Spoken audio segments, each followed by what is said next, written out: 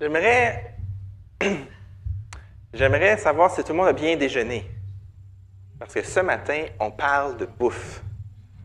Et si vous n'avez pas faim en entrant dans la prédication, j'espère que vous allez avoir une faim profonde à la fin de la prédication. Avez-vous déjà joué à la petite cuisine avec des enfants? Là, je ne les ai pas pris parce qu'ils sont utilisés dans la pouponnière, mais tu sais, les petites cuisines là, en jouets, là, puis là, il y a des sacs de nourriture en plastique. Moi, j'ai mangé des pizzas aux beignes et aux cuisses de poulet dans ma vie. C'était... Hein? On mange, puis les enfants ne se tannent pas. Veux-tu encore quelque chose? Puis ils nous servent de la nourriture.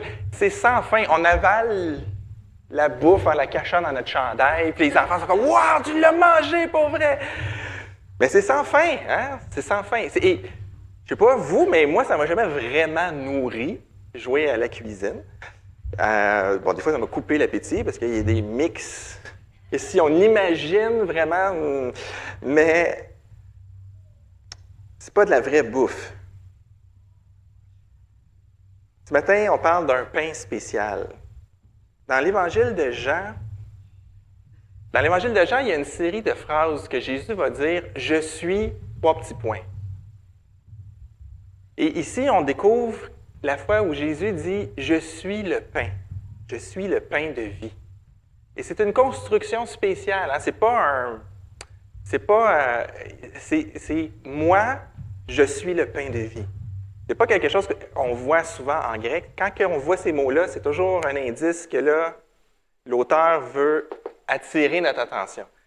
Et Jésus se présente comme le pain de vie. On va faire un peu un jogging aujourd'hui parce qu'on va survoler tout le chapitre 6 de l'Évangile de Jean. On ne va pas tout lire et des fois, je vais vous résumer les sections, mais l'idée, c'est que c'est plusieurs textes qui vaudraient la peine qu'on s'assoie puis qu'on regarde chacun. Mais quand on les parcourt d'un seul coup, vous savez, j'aime ça faire ça, quand on les survole rapidement, on voit la forêt au lieu de juste voir les arbres. Et la forêt est importante ce matin. Le texte pose au lecteur une question importante, qui n'est pas directement dans le texte, mais la personne qui entend tout le chapitre 6 de l'Évangile de Jean, si on faisait la lecture à voix haute de tout le chapitre 6 d'une traite, d'un coup, cette question-là apparaît. Jésus n'offre que le meilleur. Est-ce suffisant? Jésus offre que le meilleur. Est-ce suffisant? Est-ce que je recherche un évangile de pain ou je recherche l'évangile du pain? Jésus dit qu'il est le pain de vie. Est-ce que je veux un évangile avec du pain ou je veux la vraie bonne nouvelle du pain de vie? Dans le chapitre 4, la même question revient. Hein? La Samaritaine a dit à Jésus lui dit, « Je peux te donner une eau que tu n'auras plus jamais soif. » Elle dit, « Donne-moi cette eau-là que je ne vienne plus au puits. » Elle veut de l'eau. Jésus lui propose l'eau de la vie. Les gens veulent du pain. Jésus est le pain de vie.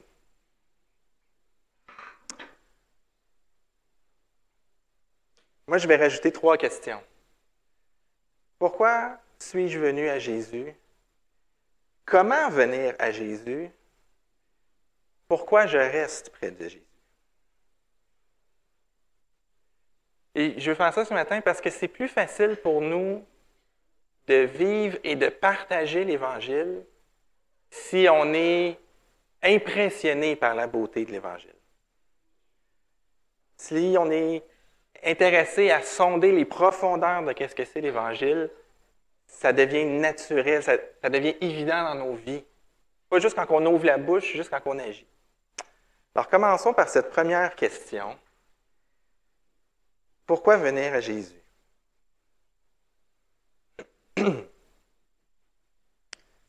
Connaissez-vous cette expression-là en français? C'est comme de la manne tombée du ciel. Qui connaît cette expression-là? Une vieille expression. C'est ça, c'est une vieille expression. C'est une façon de dire c'est une chance inattendue. C'est quelque chose d'inespéré. J'étais en panne sur le bord de la route à 3 heures du matin, une route désertique. Quelqu'un est passé et est arrêté. C'était une manne, comme de la manne tombée du ciel. Il n'y avait aucune chance que ça arrive. C'est simplement une bénédiction que ce soit arrivé. Dans notre texte, on parle de manne tombée du ciel.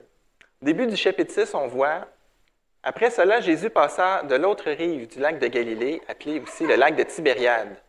Bon, en passant, ce lac-là, des fois, on dit que c'est une mer. C'est comme les gens, ils jouent avec les mots. Une foule immense le suivait, attirée par les guérisons miraculeuses dont elle avait été témoin. C'est pourquoi Jésus s'en alla dans la montagne, il se pousse, et s'assit là avec ses disciples. La Pâque, la fête des Juifs, était proche. Jésus regarda autour de lui et vit une foule nombreuse venir à lui.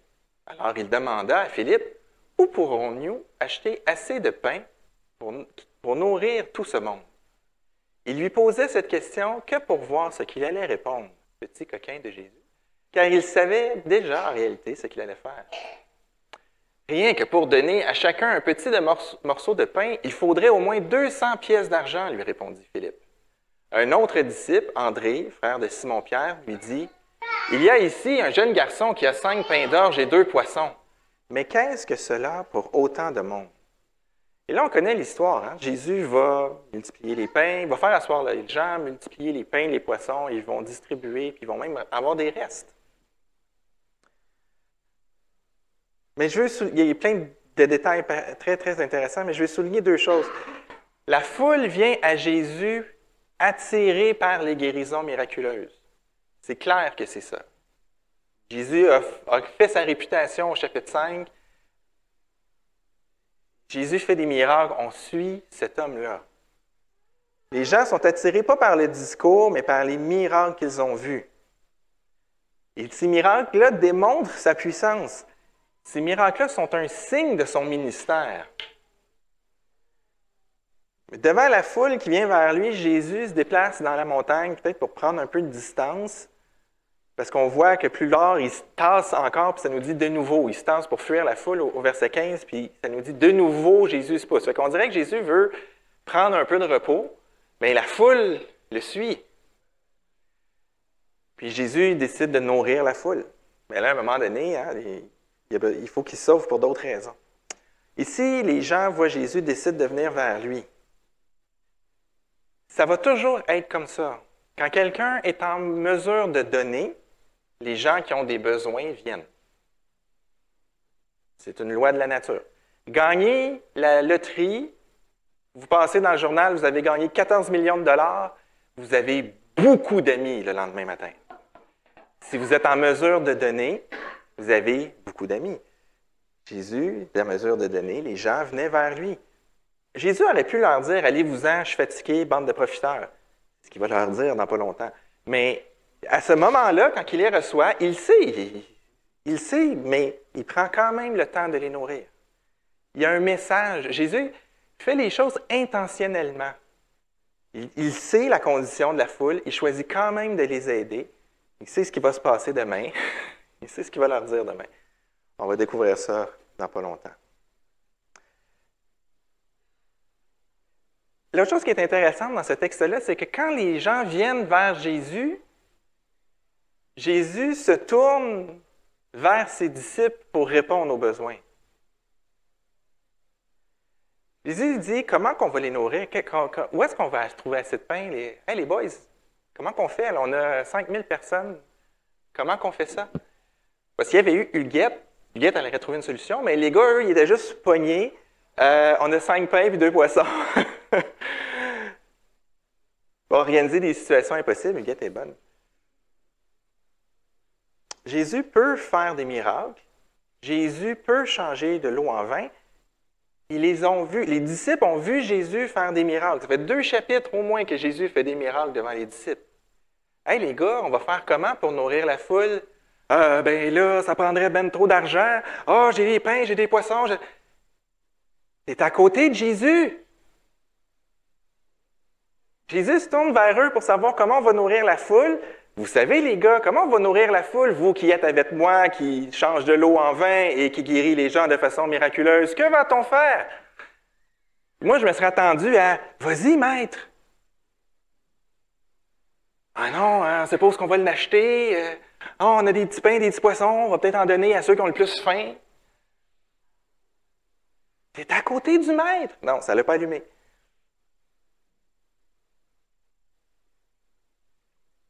on a de la difficulté à accepter qu'on marche avec le Maître.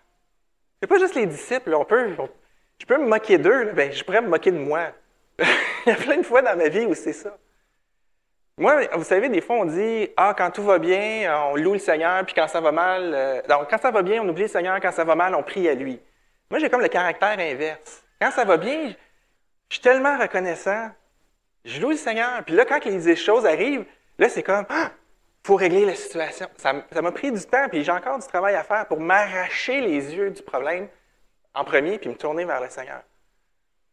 C'est parce qu'on marche avec lui. Ce n'est pas de notre œuvre, c'est la sienne. Nous, on est l'extension, on est son corps, mais c'est lui qui décide. C'est lui qui fait les choses. Fait que quand il y a des grosses choses qui arrivent, c'est pas nos mains qu'il faut regarder, c'est les siennes. Fait que oui, je peux me moquer des disciples, mais je me moque un peu de moi en même temps. Et regardez comment le miracle est tellement pas important pour l'apôtre Jean. Dites-leur à tous de les faire asseoir. L'herbe était abondante et la foule s'installa donc par terre. Il y avait 5000 hommes. Jésus prit les pains, remercia Dieu, les fit distribuer. Hein? Il est où le miracle?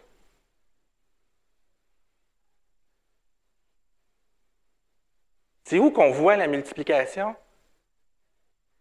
Si vous avez vu le film Jésus de Nazareth, là, les corbeilles débordent. On passe 5 minutes du film à voir les poissons puis le pain. Jean, il n'en parle pas. Jésus, il remercie Dieu, il leur donne les choses. Go, c'est déjà fait, c'est fini. Le miracle est passé.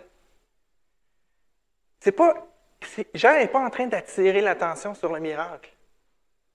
C'est la puissance, la simplicité de la puissance de Jésus qui est là. Puis tout le monde a mangé autant qu'il y en avait, puis ils ont ramassé les restes. Et c'est comme la femme non-juive qu'on a vue la dernière fois. On ne le voit même pas, le miracle. On fait juste une petite note. Elle est repartie, puis sa fille était guérie. Dans l'autre évangile, la femme rentre chez elle, elle fait lever sa fille. Il y a comme plus de détails, mais des fois, on est captivé par le miracle. Mais c'est ce vers quoi le miracle pointe, c'est important.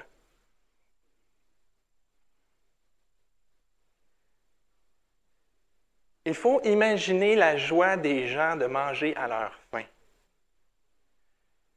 Qui ici reçoit sa paye à chaque jour? Personne. Dans nos sociétés modernes, on reçoit rarement nos payes à chaque jour. C'est trop de trouble d'un point de vue comptable de calculer la paye des gens à chaque jour. On calcule les payes aux 2 semaines, des fois 2 fois par mois. Moi, j'ai déjà été payé 1 fois par mois. C'est comme, wow. On a plein d'argent, puis on vit sur nos réserves. Puis là, l'argent remonte, puis on vit sur nos réserves. Au 1er siècle, c'est pas ça. Tu ne travailles pas aujourd'hui, tu ne manges pas aujourd'hui. Tu vas aller travailler le ventre vide demain. La grande majorité des gens étaient des journaliers. Donc, ils travaillaient aujourd'hui. Fait qu'il faut se dire que les gens qui choisissent de suivre Jésus, ils choisissent de ne pas travailler. Ils s'attendent à ne pas manger parce qu'ils n'auront pas travaillé. Pas travailler, pas de denier, pas de denier, pas de pain. C'est comme ça. Aujourd'hui, on peut prendre une journée de maladie. Eux autres aussi, ils prenaient une journée de maladie et jeûne. C'était ça. Il y avait pas. Il y en a qui avaient une certaine richesse, mais plus de 90% des gens vivaient au jour le jour. Donc, quand Jésus nourrit une foule à satiété, c'est une fête, c'est énorme. Mais ça aussi, Jean en parle à peu près pas, à part de dire tout le monde a mangé à sa faim, puis il en restait.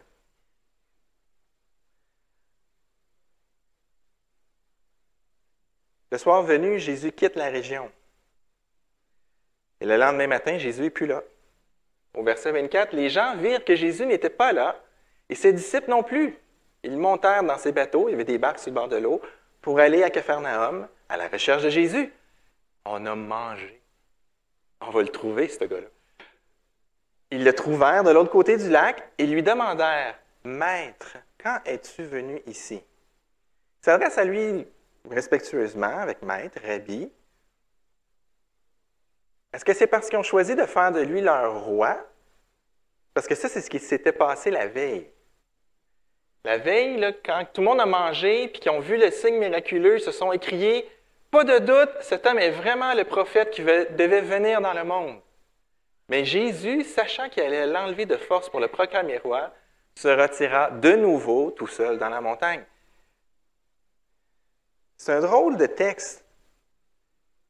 Jésus se fait appeler prophète, il se fait appeler rabbi, ils veulent le nommer roi. Les gens viennent à Jésus pour des bonnes raisons. C'est le prophète qui devait venir. On dirait qu'ils ont compris. Ils ont compris quelque chose. Ils ont compris que Jésus, c'était pas le gars ordinaire. Ça, c'est compris. Mais Jésus n'est pas d'accord. Il n'est pas d'accord avec leur évaluation. Jésus, quand ils viennent et ils disent « Rabbi, depuis quand tu es ici? Quand est-ce que tu es venu ici? » Il va dire « Vraiment, je vous l'assure, si vous me cherchez, ce n'est pas parce que vous avez compris le sens de mes signes miraculeux. » Et nous, des fois, quand on lit les miracles, on s'intéresse aux miracles, on ne s'intéresse pas à leur sens. Vous n'avez pas compris le sens de mes signes miraculeux. Non, c'est parce que vous avez mangé du pain et que vous avez été rassasiés. Et le texte est assez acerbe. Jésus est un peu dur avec la foule. C'est rare que Jésus est dur avec les foules. Habituellement, il est plein de compassion avec les foules et dur avec les chefs ou avec ceux qui prétendent connaître des choses sur Dieu. Avec les foules, normalement, il est doux, mais là, Jésus, il n'accepte pas. Vous essayez de m'appeler prophète, vous voulez me faire roi, vous m'appelez rabbi. Ce que vous voulez, c'est du pain. C'est ça que vous voulez. Vous me cherchez pour les raisons. Vous me cherchez pour un évangile de pain. La bonne nouvelle qu'avec Jésus, tu as du pain plein le bedon. Et ce n'est pas rien. Au premier siècle, ta vie est constamment orientée à survivre la journée. L'épreuve, c'est la journée. C'est pas qu'est-ce que je vais faire avec mes REER à ma retraite, j'ai pas assez de REER. C'est pas ça, c'est aujourd'hui. L'inflation, ça n'existe pas. C'est je dois vivre, je dois manger, je dois faire manger mes enfants. C'est ça la journée, c'est ça la journée de demain, c'est ça la journée d'après-demain. Non, après-demain, c'est Shabbat. Je ne pourrais pas travailler. C'est-à-dire qu'il faut que je travaille 2 fois plus fort le vendredi parce que samedi, je ne peux pas travailler parce que c'est Shabbat. C'est oppressant. Et là, on a ce gars-là qui guérit les gens, qui parle de Dieu d'une façon incroyable et qui peut nous pondre du pain à volonté. On va suivre cet homme. C'est la bonne nouvelle qu'on peut avoir tout ce qu'on a de besoin pour nos besoins. Les gens n'étaient pas à Jésus pour avoir une Ferrari, ils étaient à Jésus pour vivre, avoir du pain. Je ne suis pas en train de les prendre de haut, là. Jésus leur offrait, pour eux, là, ils voyaient Jésus comme celui qui pouvait répondre à la dureté de la vie terrestre.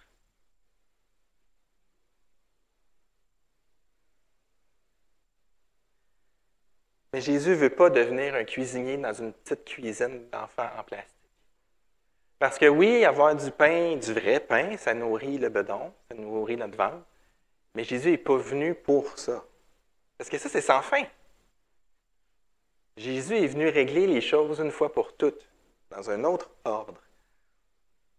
Quand Jésus leur dit qui il est, que Jésus lui dit « Je suis la véritable réponse à votre besoin profond », il y en a un. Quand il lui dit que « Je viens de Dieu, je suis envoyé par Dieu pour répondre à votre besoin profond », là, le cœur de la foule se révèle. Quel signe miraculeux nous feras-tu pour que nous puissions croire en toi? Il vient de nourrir 5000 personnes avec la moitié d'un verset comme description. Pendant qu'ils traversaient le désert, nos ancêtres ont mangé la manne. Comme le dit le texte de l'Écriture, il leur donna à manger un pain qui venait du ciel. Les Juifs qui sont là ne sont pas cons. Là. Ils ont compris ce que Jésus est en train de dire. Là, ils disent, attends, nous, là, Moïse, il a fait vivre nos ancêtres dans le désert. Il leur a donné de la manne. Il nous a donné de la manne. Là, Jésus, il reprend ça, il dit, non, non, non, ce n'est pas Moïse qui vous a donné le pain venu du ciel. C'est mon Père qui vous donne le pain venu du ciel. Puis là, Jésus, il parle sur deux niveaux de sens. Okay? C'est sûr que Jésus n'a pas pris de cours en communication. Okay? Il parle dans deux discours en même temps aux gens. Il est en train de dire, c'est Dieu qui a fait tomber la manne, pas Moïse. Il est en train de dire, le pain qui vient du ciel, c'est toujours pas ça, c'est moi. C'est moi qui suis le pain venu du ciel. C'est mon Père qui vous donne le pain du ciel, le vrai pain. Car le pain qui vient de Dieu, c'est celui qui descend du ciel et donne la vie au monde. Là, ils ont commencé à comprendre. Mais toujours pas. Seigneur, donne-nous toujours de ce pain-là. Tu n'auras pas toujours de ce pain-là, tu vas l'avoir une fois, ce pain-là, puis ça va être fini.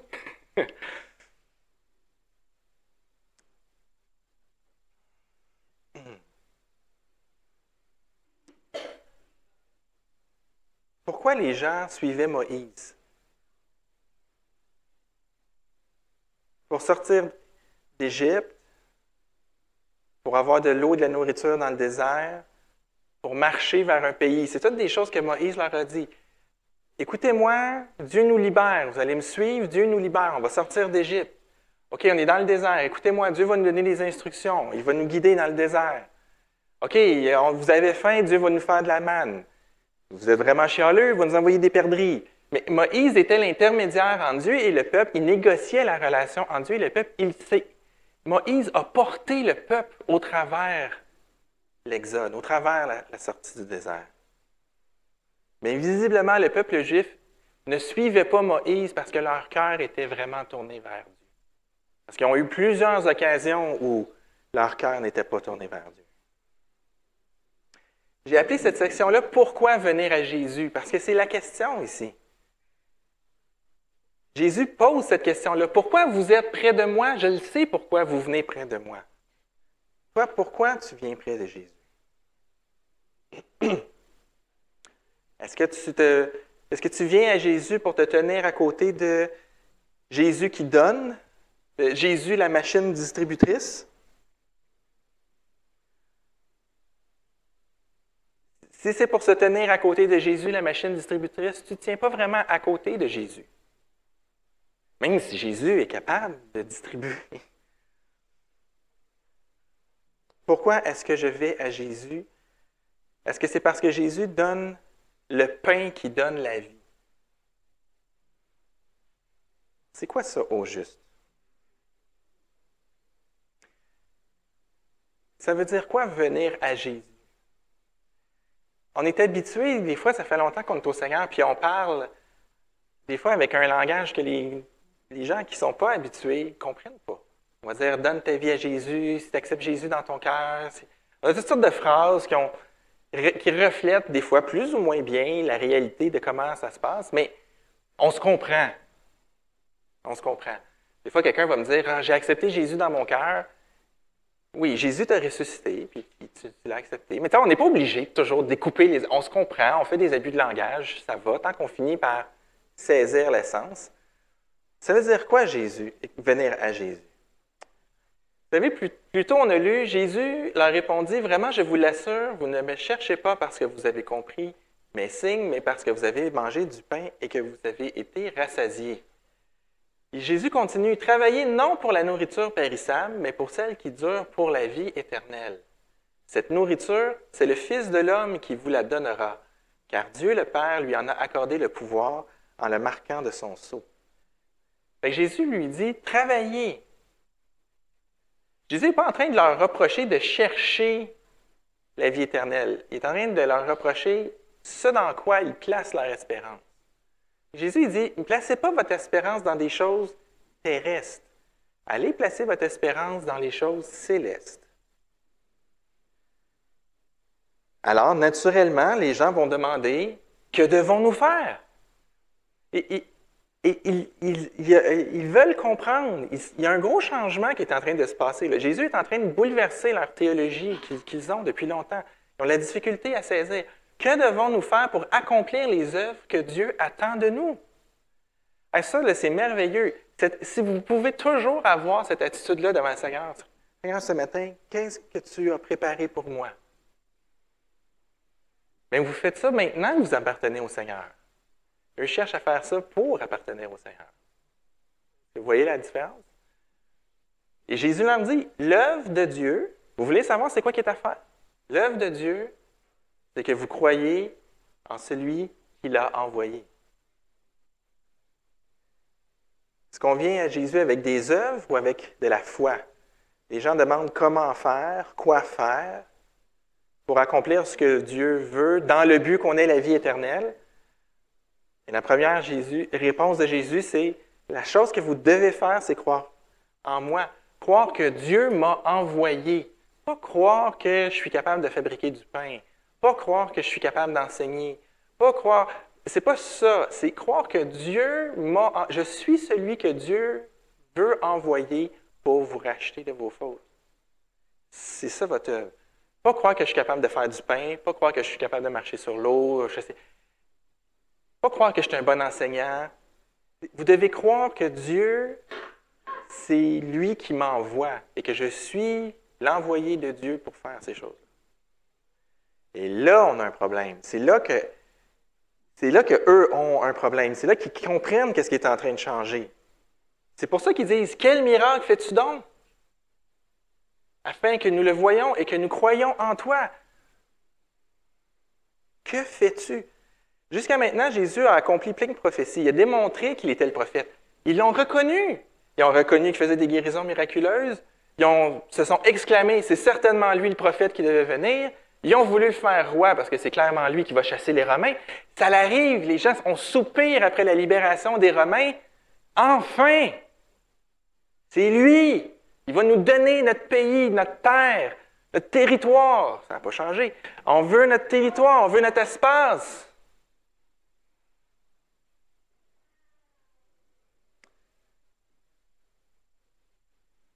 Cependant, les mêmes actions auraient dû les pointer vers l'autre partie des prophéties.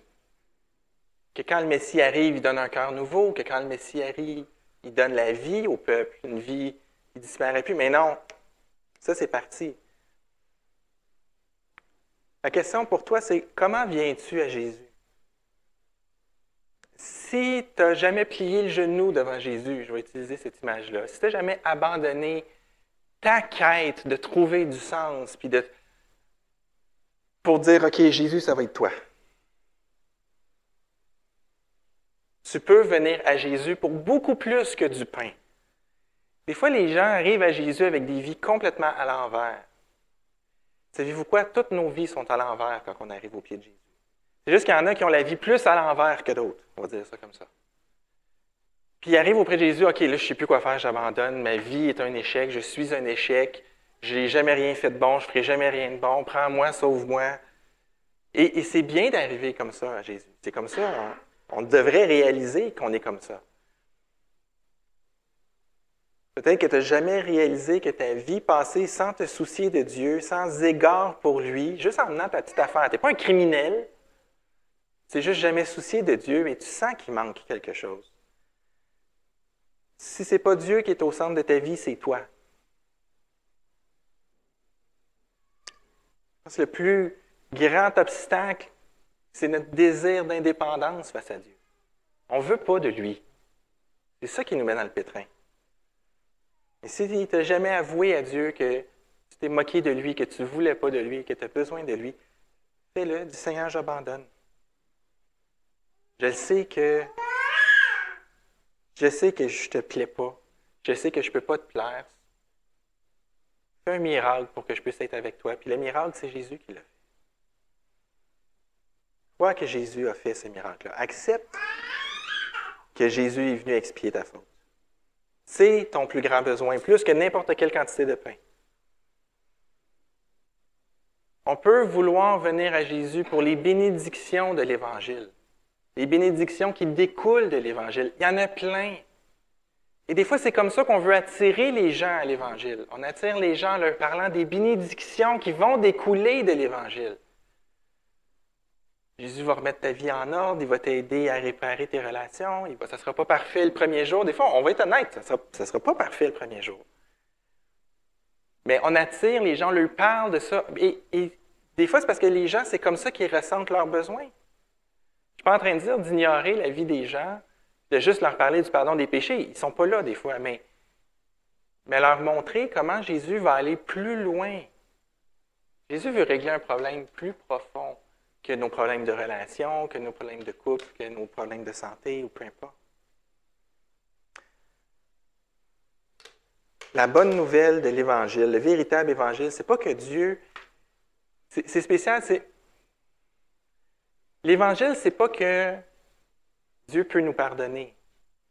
L'Évangile, c'est pas que tu peux être pardonné. L'Évangile, la bonne nouvelle, Évangile, ça veut dire bonne nouvelle.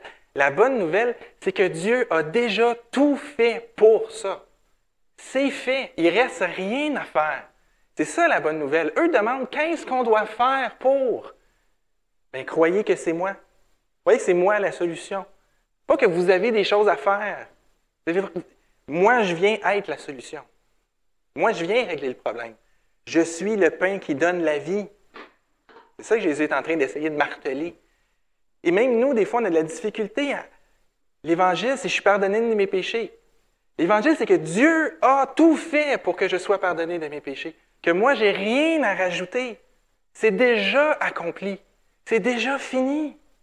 C'est ça la bonne nouvelle. C'est pas que Dieu va faire quelque chose. C'est pas que Dieu et moi allons faire quelque chose ensemble. Il a tout fait. Je crois que Jésus a tout payé. La volonté de mon Père, c'est que quiconque voit le Fils et croit en lui ait la vie éternelle et je les ressusciterai au dernier jour. Les Juifs murmurent parce qu'il avait dit « Je suis le pain de vie ». Manger du pain ou manger le pain, c'est une distinction importante. Et c'est pas clair dans la tête des gens de faire la... Jésus est en train d'ébranler là, toute leur fondation. Il est en train de dire toutes les choses que vous avez faites pour comprendre que vous deviez vous purifier pour rentrer en présence de Dieu, ça, là, c'était pour que vous compreniez la distance qui nous sépare, qui vous sépare de Dieu. Les hommes et Dieu, vous êtes séparés par plein de choses, par des rideaux, des autels, des sacrifices, par des rites, vous êtes séparés de Dieu par tout ça. Ça, là, c'était pour que vous compreniez ça. Là, moi, j'arrive, je viens régler ça. Il est en train de complètement bouleverser leur perception. Attends, on n'aura plus rien à faire. C'est dur. Je ne sais pas si vous avez vu ces films-là. Qui a vu un de ces deux films-là? Il y a le show Truman, puis il y a La Matrice. Dans ces films-là ont en commun que quand le personnage principal de chacun de ces films-là découvre la réalité, découvre que tout ne s'est pas passé comme il pense que ça fonctionne, il résiste. Les gens résistent quand tu as grandi avec une façon de comprendre les choses, puis que là, tu vois que, attends, non, la réalité est autre chose. On résiste, on s'accroche, on tient à comment on a grandi. À droite, le personnage qui est là, c'est celui qui aide le personnage principal à se rendre compte qu'il est dans une simulation. Puis là, ils se battent ensemble, puis là, le jeune homme, il est tout essoufflé. Puis le personnage qui est là, il se penche, puis il dit « Est-ce que tu crois que c'est de l'air que tu respires? » C'est dans une simulation, il n'y a pas d'air. Mais on expérimente les choses, puis on met beaucoup d'attention à qu'est-ce que l'on ressent, comment qu'on perçoit, comment qu'on a grandi, comment qu'on a été élevé, comment qu'on a été construit. Même aujourd'hui, comment qu'on se sent, ça définit la réalité. Et Jésus est en train il veut changer ça. C'est difficile, même pour nous, c'est difficile parce que le monde nous projette une façon de comprendre, puis l'Évangile veut rentrer dans notre tête d'une autre façon. Puis ça nous demande de casser des morceaux dans notre tête pour accepter la profondeur de l'Évangile.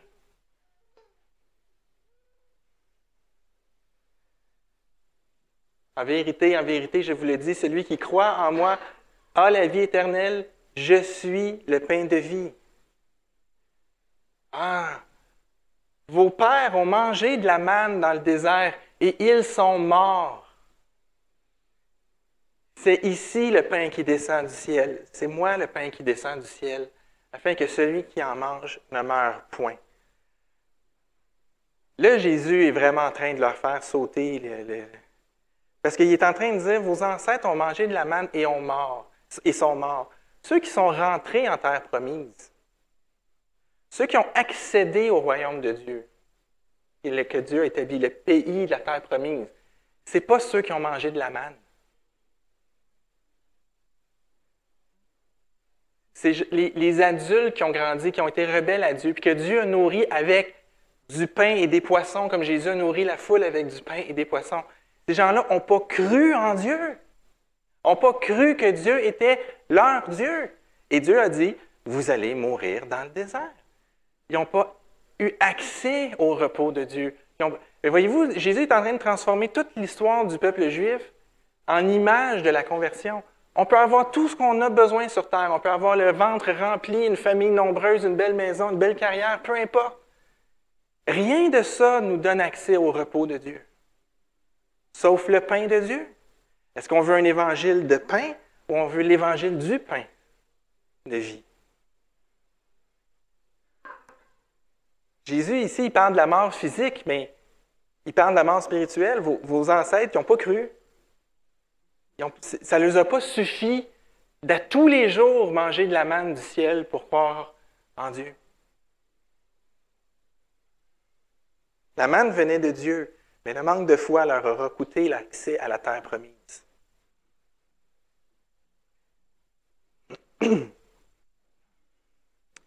Dieu donne sa chair sur la croix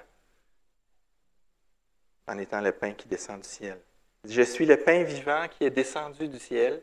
Si quelqu'un mange ce pain, il vivra éternellement. Et le pain que je donnerai, c'est ma chair que je donnerai pour la vie du monde. Là-dessus, les Juifs disputaient entre eux en disant, comment peut-il nous donner sa chair à manger? Jésus leur dit, en vérité, je vous l'ai dit, si vous ne mangez la chair du Fils de l'homme et si vous ne buvez son sang, vous n'avez point la vie en vous-même. Il continue un peu plus loin en disant, c'est le Père qui est vivant, comme le Père est vivant, m'a envoyé. Pardon, j'ai manqué un mot. Comme le Père qui est vivant m'a envoyé et que je vis par le Père, ainsi celui qui me mange vivra par moi. C'est ici le pain qui est descendu du ciel. Il n'en est pas comme de vos pères qui ont mangé de la manne et qui sont morts. Celui qui mange ce pain, moi, vivra éternellement. Jésus dit ces choses dans la synagogue, enseignant à Capharnaüm. Plusieurs de ses disciples, après l'avoir entendu dire, « Cette parole est dure, qui peut l'écouter? » Ou « Cette parole est difficile, qui peut l'écouter? » Le mot « difficile » ici, ce n'est pas dans le sens où dur, ce n'est pas dans le sens de répugnant ou dégueu, ce n'est pas dans le sens de difficile à comprendre, mais c'est vraiment, c'est difficile à accepter. Cette parole-là, elle est difficile à accepter. Ce que tu dis, Jésus, c'est, ils ne sont pas en train de dire « Ah, Jésus veut qu'on soit cannibale ». Ce n'est pas ça leur interrogation, mais tu exiges de nous quelque chose de grave. Ce n'est pas juste de te faire confiance, mais c'est de changer complètement la façon dont on a compris notre relation avec Dieu depuis le début. C'est dur ce que tu demandes, Jésus. Et certains de ses disciples ont été capables de l'accepter, et d'autres non. Il y avait des gens qui suivaient Jésus, qui le trouvaient un bon enseignant, qui trouvaient que ça avait de l'allure, mais quand il s'est mis à dire des choses comme ça, non. Et toi, comment tu réagis? Est-ce que tu fais comme Néo dans la matrice puis tu n'acceptes pas la nouvelle réalité? Croire en Jésus, c'est croire qu'il est là pour nous apporter pas mal plus que du pain. Il est pas mal plus qu'un roi terrestre. Il est pas mal plus que quelqu'un qui veut régner sur terre. Les choses importantes ne sont pas dans le monde, mais elles se manifestent dans notre monde. Qu'est-ce que je veux dire par là? C'est que ce qui est important, ce n'est pas les choses de la terre. Mais les choses importantes, elles vont se manifester sur la terre. On va les vivre, on va les incarner. Est-ce que tu peux croire ça? Que Jésus règle vraiment la question importante. Ça n'a pas de l'air... Au quotidien, les gens ne vivent pas sous le poids de leur péché. J'ai jamais croisé, dans toute ma vie, j'ai jamais croisé quelqu'un au dépanneur me dire « Ouf, mon péché est pesant aujourd'hui. » Ça n'arrive pas. On vit pas. C'est pas la réalité qui est devant nous, mais c'est ça la réalité. Et on voit l'effet du péché et de notre péché quotidiennement. Pourquoi je reste auprès de Jésus? Jésus pose la question à ses apôtres, au petit cercle des disciples. OK, tout le monde est en train de partir. Vous, voulez-vous partir aussi? Pourquoi vous allez rester auprès de moi, les gars? Pourquoi on reste auprès de Jésus? Est-ce que c'est parce qu'il me donne des choses? C'est parce qu'il répond aux prières? Est-ce que c'est parce qu'il m'a donné le Père? En quelque part, je ne veux pas séparer Jésus en deux, comme s'il y avait une version de Jésus qui donnait des bénédictions terrestres et une version de Jésus qui donnait juste des bénédictions spirituelles. Jésus fait les deux. Je ne veux pas comme qu'on ait une vision séparée de Jésus. Sauf que, justement, c'est tout ça ensemble.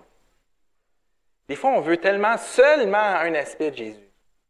Ou c'est seulement cet aspect-là qui fait qu'on reste près de lui ou avec lequel on interagit au quotidien.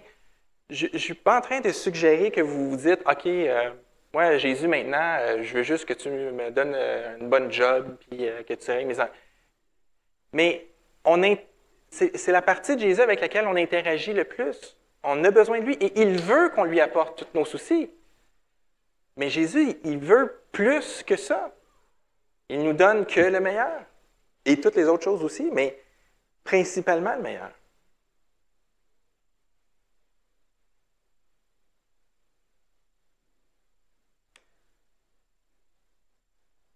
Je regarde mon temps.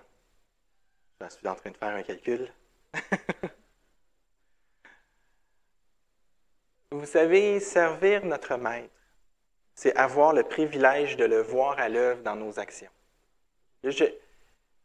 À partir du moment où on accepte la réalité que Jésus nous délivre de ce qu'on a de besoin le plus profondément, notre réaction, c'est de venir le servir.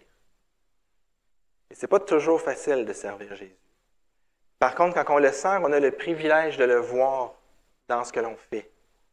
On a le privilège de savoir qu'est-ce qui réjouit son cœur. On a le privilège de savoir que quand on a fait quelque chose, il s'est réjoui. Et c'est précieux. Et parfois, on sert le Seigneur et tout ce qu'on a, c'est la certitude que ça le réjouit le Seigneur parce qu'on ne reçoit pas de gratitude. Personne ne le voit.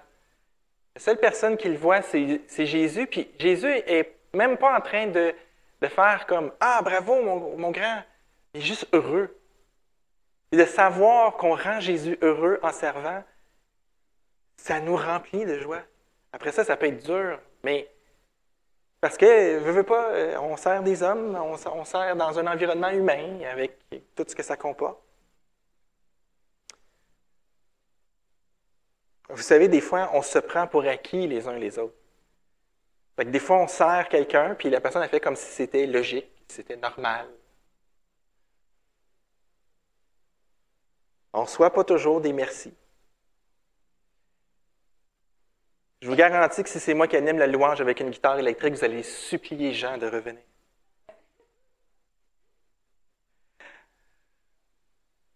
Il faut reconnaître le travail des gens. Et des fois, c'est plus facile de ne pas faire de travail parce que comme ça, on ne reçoit pas de critiques. Si tu ne te sors pas la tête, tu ne reçois pas de coup de maillotche. C'est plus facile des fois. Mes frères et sœurs, le Seigneur se réjouit quand on le sert. Il nous donne la vie en abondance pour qu'on puisse servir. L'Ecclésiaste dit, avec beaucoup de travail, on a beaucoup de chagrin, ou avec beaucoup de connaissances, on a beaucoup de chagrin. Mais quand on goûte la satisfaction du Seigneur, la joie d'être à notre place, la joie de servir des sujets du roi des rois.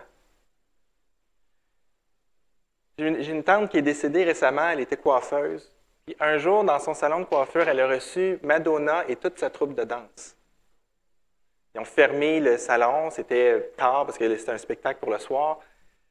Puis, elle dit, tout mon salon était rempli de danseurs extraordinaires, là, des gens de calibre incroyable. Puis, Madonna était là, puis elle dit, elle était là avec d'autres collègues coiffeuses, puis ils ont coiffé tous ces gens-là, puis c'était des peigneurs de spectacle, là, avec... Elle dit, c'était tellement fantastique de servir ces gens-là. C'est un moment fort de sa carrière. Frères et sœurs, on sert des sujets du roi des rois. Vous êtes la cour du roi des rois. Vous servez quelqu'un qui appartient au Dieu du ciel. Je pense que ça vaut plus que des danseurs de Madonna, aussi talentueux qu'ils soient.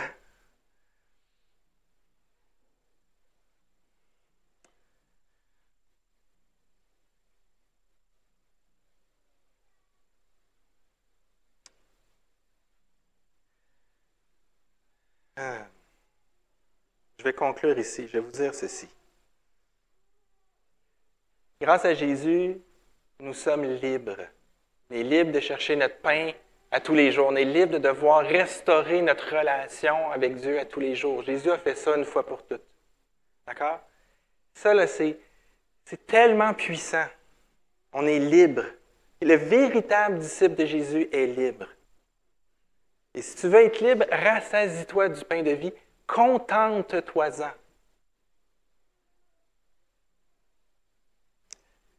Quand tu es libre comme ça, tu n'as plus de réputation à protéger. Tu peux confesser. Pourquoi la Bible dit confessez vos péchés les uns aux autres? C'est un suicide social faire ça. Faites pas ça autrement qu'avec des frères et sœurs dans l'Église. Je vous en supplie. Pourquoi? Parce qu'on sait qu'on est pardonné. On sait que notre réputation, c'est la réputation de Jésus. Aux yeux de Dieu, nous avons les mérites de Jésus. Je m'en fiche que l'autre pense que je suis étrange. Je devrais me ficher de ce que l'autre pense que je suis étrange. Dieu me regarde au travers de Jésus. Il voit que je vaux la personne de Jésus. J'ai plus rien à protéger. J'ai pas de réputation à protéger. Ma réputation, elle est sans tache devant Dieu. Parce que c'est celle de Jésus. Fait que oui, je peux aller confesser. Oui, je peux avoir de la difficulté. Puis quand vous recevez la confidence de quelqu'un qui vient de vous partager quelque chose d'absolument épouvantable, sachez que Dieu considère cette personne-là graciée autant que vous, à cause de Jésus. Fait qu'on peut s'accueillir dans nos faiblesses parce que notre réputation, c'est celle de Jésus. On n'a pas de quota à atteindre, on n'a pas de performance à atteindre, on n'a pas de niveau à atteindre. Pourquoi? Parce que devant Dieu, on a les mérites de Jésus. On ne peut pas aller plus haut. On n'a plus à expier nos péchés. On n'a plus à chercher la faveur de Dieu. Il est en sécurité. Jésus dit, je ne rejette pas celui qui vient à moi. Il va empêcher de sortir. Il va garder. Le texte, c'est, je ne sais pas, je vais pas rejeter celui qui vient à moi, c'est, je vais le garder. C'est plutôt, je ne vais pas perdre celui qui vient à moi. Rassasions-nous du pain de vie. Rassasions-nous du pain de vie. Concentrons-nous non pas sur du pain, mais sur le pain. Le pain de vie. Que le Seigneur vous bénisse.